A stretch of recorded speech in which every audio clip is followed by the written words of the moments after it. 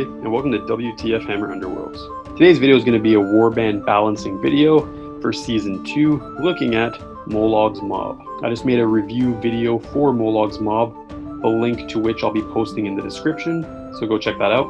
But to give a quick summary, the conclusions I came to draw in that review were as follows. That Mollog has lots of wounds, and hits hard, making him difficult to kill and dangerous to engage. He also has a great set of upgrades, not to mention the fact that he has access to universal upgrades, many of which heavily strengthen individual units. These all together make him tougher, make him stronger, make him more accurate. He also has the unique ability to charge twice when inspired, which causes him to be a large physical threat, although his inspire mechanic is difficult to unlock, requiring that he take 3 wounds.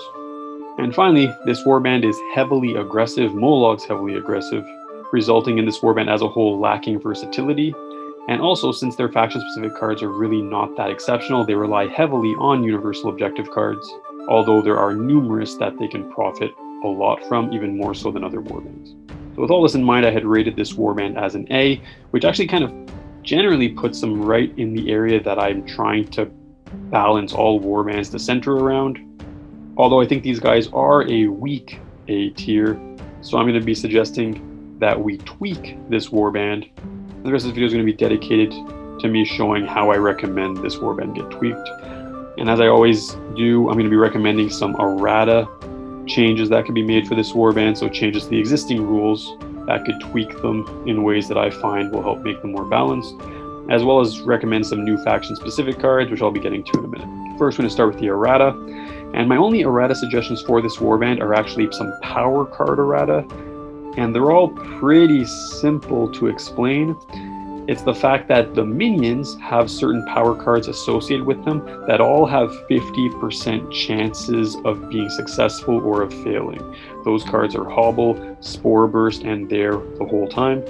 So with regard to Hobble, normally it reads choose an enemy fighter adjacent to a friendly Stalag Squig. And then it basically says you have a 50% chance to place a move token next to that fighter. Spore Burst, choose an enemy fighter adjacent to a friendly Spite Shroom. There's a 50% chance that the enemy fighter suffers 1 damage. There the whole time, there's a 50% chance to return a friendly Stalag Squig that's been taken out of action to an empty hex on the battlefield.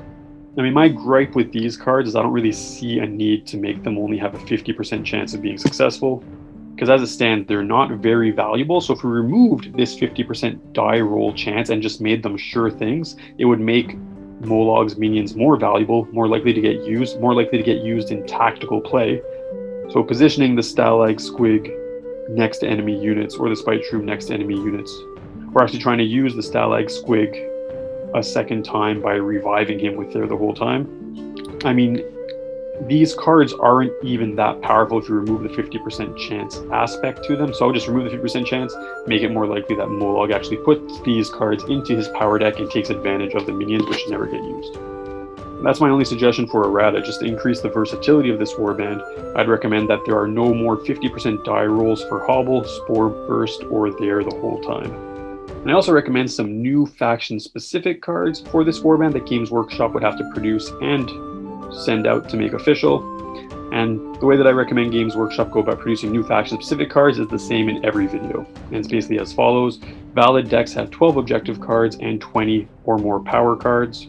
Mollog's Mob is not a valid deck because it only has 10 objective cards. Therefore, Mollog's Mob would need 2 more objective cards in order to be play out of the box and valid. So that's what I recommend, that Games Workshop release 2 new objective cards for this warband, so that they can be played straight out of the box like some of the more modern Beastgrave and Dreadfane warbands. And I'd obviously recommend cards that just improve the versatility of this warband because they are not very versatile. Although I don't want to do anything that's going to push them above the A tier, because I want them to stay relatively at the same ranking. So what are my suggestions? Well, my first suggestion would be an idea that provides some low end phase glory. Nothing too major. And my suggestion would be a modified version of Beyond Mortal called It Won't Die, that basically just gives a glory point in an end phase if Mollog has an 8 wound characteristic. So if you just give him a great Fortitude, for example, he'd be able to pull this off in an end phase. Justification is that it's a reasonable to score card, it isn't worth too much glory, and it aligns with the Inspire condition because obviously he wants to be tough enough to be able to take 3 wounds and still be able to fight on. And my last suggestion is also related to versatility, just something actually related to holding objective cards. Because this warband is very weak at it. Only Mollog can hold objective tokens, or potentially Stalag Squig if you upgrade them. So I would just create a new card for this warband called Taking Hold, worth 1 glory point, which you can score in an end phase if a friendly fighter is holding an objective token. So it could be an objective token anywhere on the map. If a friendly fighter is holding it, which is either Mollog or an upgraded Stalag Squig, you can get 1 glory point in an end phase, so nothing too major. Justification is that it would provide some modest passive glory, because this warband does not really have tons of passive glory options. It also encourages using the power card rooted to the spot to make Stalag Squig more useful, once again just making the minions a more integral part of the team, because right now they're just sort of put on the sidelines. And that's it for my suggestions. So just to summarize the new faction specific cards I recommend: a modified Beyond Mortal called It Won't Die, and a new card called Taking Hold, worth 1 glory point, where you score this in an end phase if a friendly fighter is holding an objective token, as well as the power card Errata that I already suggested. So that's all I would actually recommend with regards to balancing for Mollog's mob, so nothing major. If you have any comments or thoughts or suggestion, please comment below. Please like and subscribe if you like this video, and next week I'm going to be looking into the Godsworn Hunt. Have a nice day.